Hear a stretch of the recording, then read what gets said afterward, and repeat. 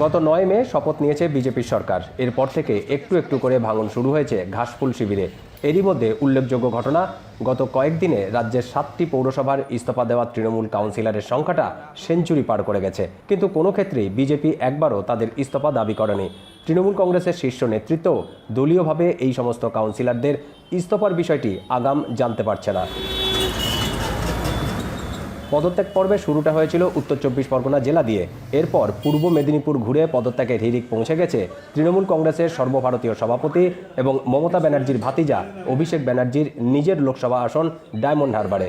দলের সাথে কোনো রকম যোগাযোগ নেই, দল কোনো সাজেশনও দেয়নি।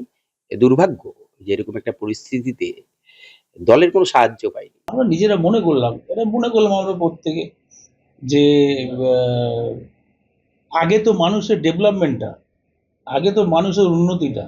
সব জায়গায় অ্যাডমিনিস্ট্রেটর বসানো হচ্ছে, আর 6 মাসের মধ্যে ইলেকশন করাবো আমরা। যে মানুষ যাকে ভোট দিয়ে জিতে সে সরকার চালাবে। এতে চোররা বসেছিল, বিনা ভোটে জিতেছিল, সব চলে যাচ্ছে।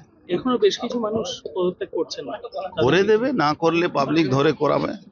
বিধানসভা নির্বাচনের পর রাজ্যের জেলায় জেলায় তৃণমূল পরিচালিত বিভিন্ন পৌরসভার ভোটগুলিতে যেভাবে ভাঙন ধরেছে তাতে প্রশ্ন উঠছে, তবে কি এবার পুরসভার ভোটও সময়ের অপেক্ষা? দীপক দেবনাথ, এখন কলকাতা।